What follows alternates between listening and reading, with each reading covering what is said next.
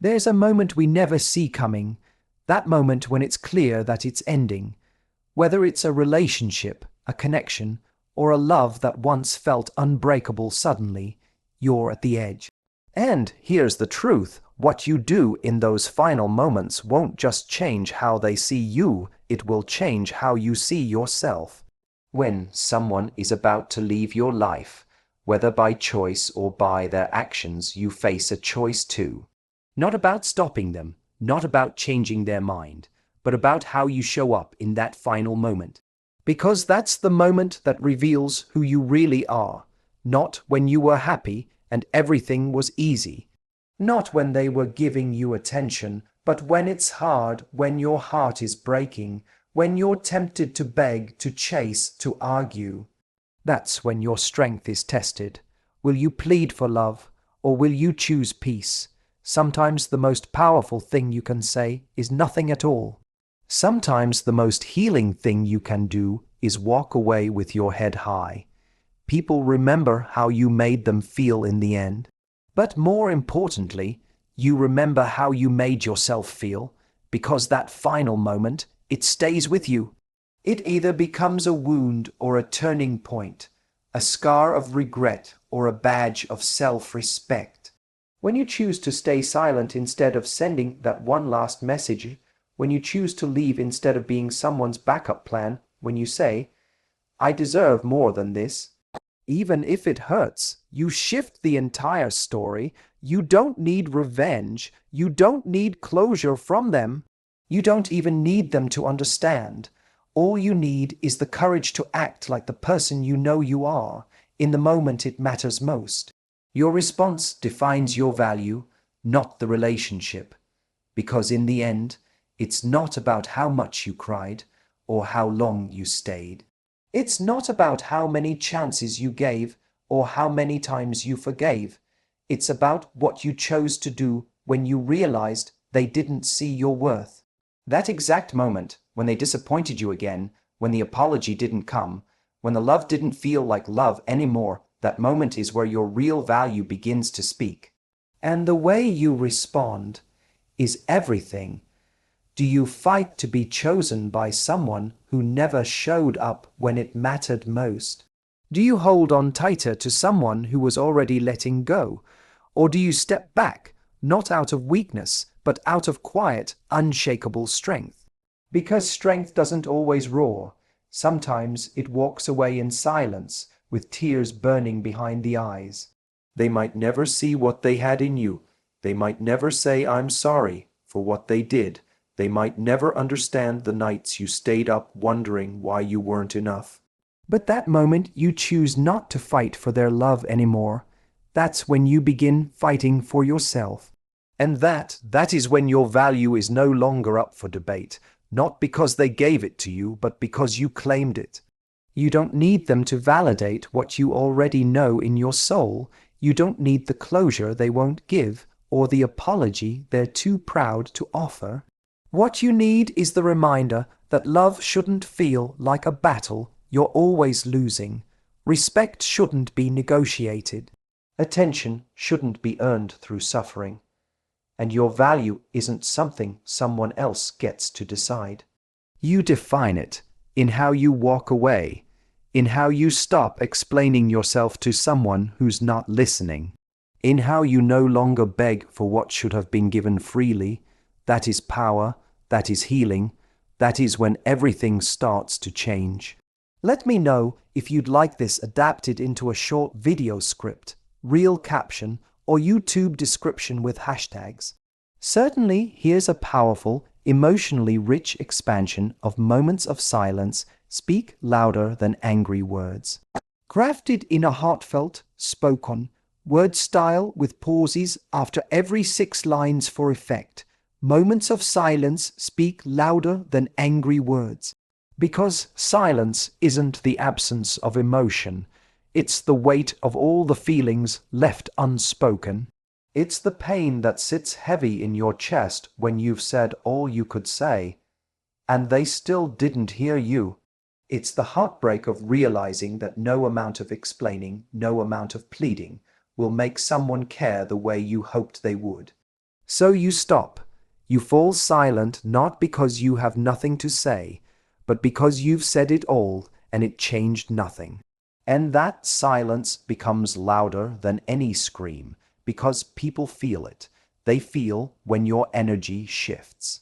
They feel when your heart closes off, when your presence pulls back, when the fire in your eyes that used to fight for them quietly flickers out. They notice, but sometimes too late. You see, silence makes people uncomfortable. It forces them to hear their own echoes in the space you once filled with love, effort, and understanding. It mirrors their neglect, their carelessness, their failure to show up when it counted. When you stop responding to chaos with more chaos, when you stop chasing validation in someone else's storm, you take your power back without even saying a word. And in that quiet, something deeper happens. You start hearing your own voice again. You start realizing how many times you bit your tongue to keep the peace, how many times you dimmed your light just to make someone else feel more secure, how often you swallowed your truth to avoid being too much, when in reality you were already giving too little to yourself. So the silence grows not as punishment, but as protection. A shield from the noise of someone who never knew how to hold your heart, a boundary drawn not in anger, but in exhausted clarity. And that stillness, it speaks volumes. It says, I'm done explaining why I deserve more. It says, I'm finally listening to myself. Let me know if you want this transformed into a voiceover, Eddie script, a YouTube description, or a caption for Instagram or TikTok. Here's a powerful, emotionally resonant expansion of walking away with dignity is more powerful than begging to stay. Written in a deep, motivational tone with pauses every 6 lines to create rhythm and impact, walking away with dignity is more powerful than begging to stay. Because staying where you are unloved, unseen, or unwanted doesn't prove your worth. It only erodes it. You could pour every piece of yourself into someone, hoping they'll notice, trying to remind them of the way things used to be, praying that maybe, just maybe, if you give a little more, they'll finally choose you. But love that has to be begged for was never love to begin with. It's not easy to leave. Your heart aches, your body shakes, you replay every memory, every laugh, every late night whisper. You remember how they once looked at you like you were their world, and it kills you to admit that you're no longer their priority, if you ever truly were. But even through the pain, you rise, because walking away isn't weakness. It's strength wrapped in heartbreak. It's courage dressed in quiet resolve. It's finally realizing that no matter how much you wanted them to fight for you, you are the one who has to fight for your own peace. You have to be the one who saves yourself. And when you leave with dignity, without the dramatic exit, without the desperate texts, without pleading for the bare minimum love you always deserved, you send a message that echoes louder than any words ever could. I know my worth. I'm not begging to be loved. I'm choosing to be respected. That message hits different because it's not about revenge. It's about rebirth. They may not come running after you, or they might when they realize what they lost. But your dignity isn't bait. It's your boundary. It's the promise you make to your future self that you will never again have to shrink, chase, or break just to be held. That you will never again confuse attention with affection. You don't walk away because you stopped loving them. You walk away because you finally started loving yourself. And in that decision, in that moment of painful, beautiful truths, you reclaim everything they failed to give you: respect, peace, self-worth, and the freedom to begin again. Let me know if you'd like this turned into a YouTube narration, TikTok video script, or Instagram caption version. Here's an emotionally charged and expanded version of you. Teach people how to treat you by what you allow in the end. Written in a motivational, spoken word style with rhythmic breaks every 6 lines, You teach people how to treat you by what you allow in the end, not by what you said you'd never accept, not by the standards you posted online or whispered to your friends, but by what you stayed for, tolerated, and forgave in silence, because people watch your boundaries, not the ones you speak, but the ones you break for them. They test your limits, slowly, a forgotten text here, a disrespectful tone there, an apology that never comes, a promise never kept, and when you let it slide, they learn this is okay. When you justify their neglect with your love, they realize they can give less and still stay in your life. So the bar drops, not all at once, but inch by inch, until you look in the mirror and don't even recognize yourself anymore. Because the version of you that swore never to accept less than she gives, she's buried under compromises and second chances, and maybe they'll change. But deep down, your soul is screaming, this isn't love, and it's not about being cold. It's not about punishing someone for being human. It's about showing the world and yourself what you deserve, not just when things are going well, but especially when they're falling apart. Because the end reveals the truth more than any beginning ever could. If you stay when you should leave, if you forgive without change, if you love without standards, you're teaching them that your heart is for sale at the cost of your dignity. You're showing them that they can hurt you and still be welcomed back, that your silence is approval, that your loyalty is guaranteed. But when you finally draw that line, when you say no more, not in anger but in certainty, everything changes. Because you're no longer available for emotional crumbs. You're no longer on discount. You become someone who demands respect without saying a word. And maybe they'll call you cold. Maybe they'll say you changed. But you didn't change. You just stopped allowing what was breaking you. You remembered who you are, and now you're teaching them exactly how someone like you should be treated. Let me know if you'd like a reel, ready caption, a narration voiceover version, or a title/thumbnail idea for YouTube. Here is a powerful, emotionally driven expansion of the final moment, is your chance to reclaim control. Delivered in a motivational, spoken, word style with emotional triggers and breaks every 6 lines for rhythm and depth, the final moment is your chance to reclaim control. Not when they were loving you, not when things were easy, but when the truth is exposed. When you realize they aren't who you hoped they were. When the mask slips and what once felt safe suddenly feels hollow. That moment when your heart shatters, your throat tightens, and you're standing at the edge, that's where everything is decided not by them, but by you. Because you can't always control how someone loves you or when they stop or why they changed, but you can control what comes next.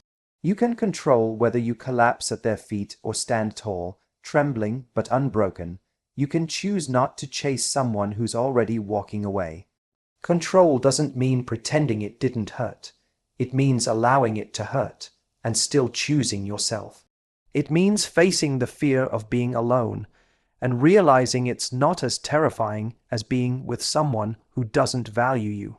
Because when you stay in that final moment and don't betray your worth, you take back the power they once held in their hands. Maybe they expected tears, drama, a desperate plea. Maybe they wanted to feel wanted, even while discarding you.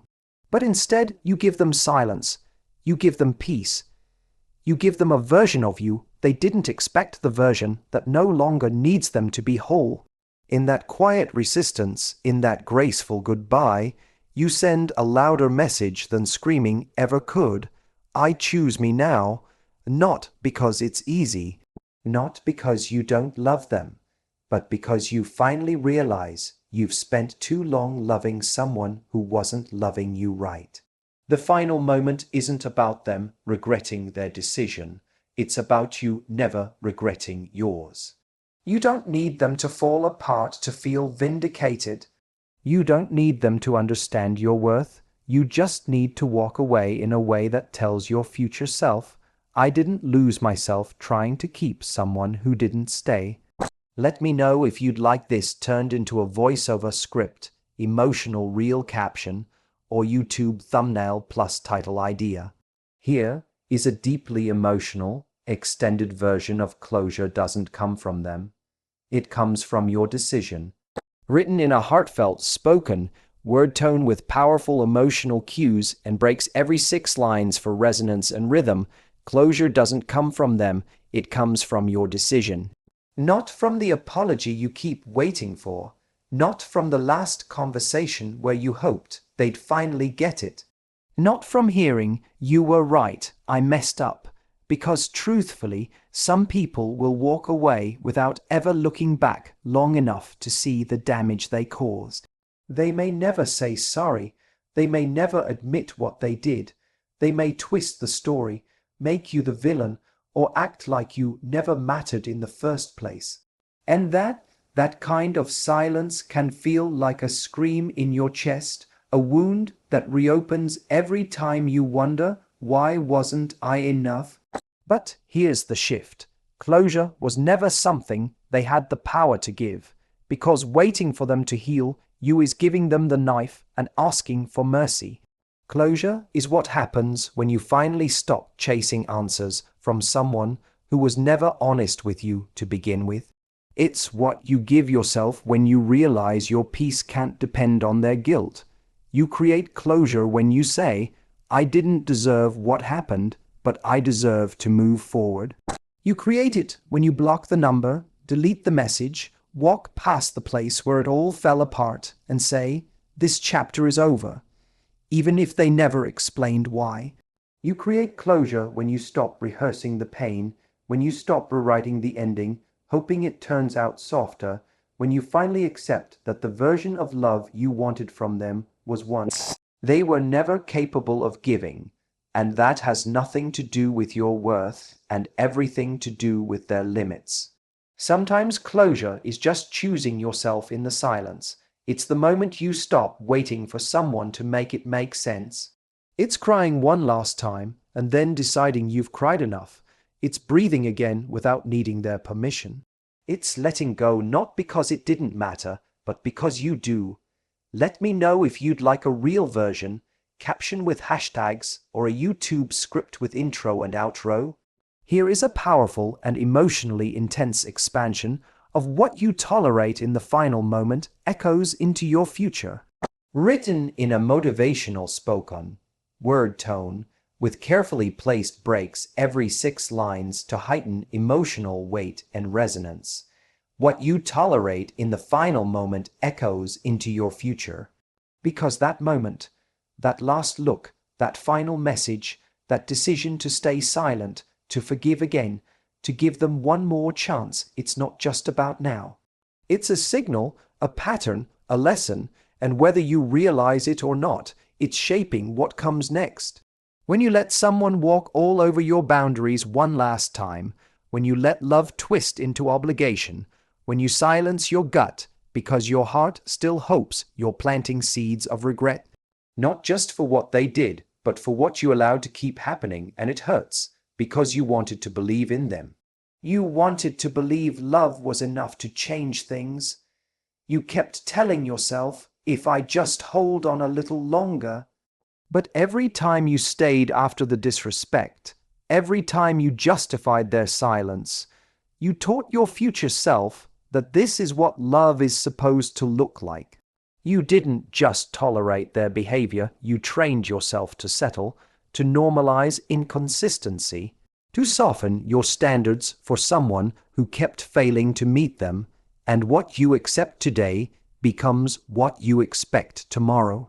Your heart may still ache, your soul may still feel tied to what used to be, but the moment you say, "No more," the moment you stop making excuses for their bare minimum, the moment you finally honor your own worth, that's when you shift your future entirely.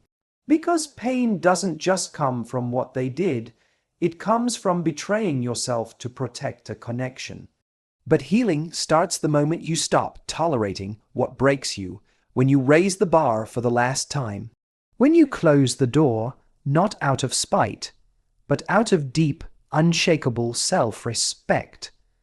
What you walk away from now becomes the story your future self thanks you for. Not because it was easy, but because you finally chose peace over potential, reality over fantasy, and self-love over being chosen by someone who never truly chose you. The final moment isn't just about them. It's about you.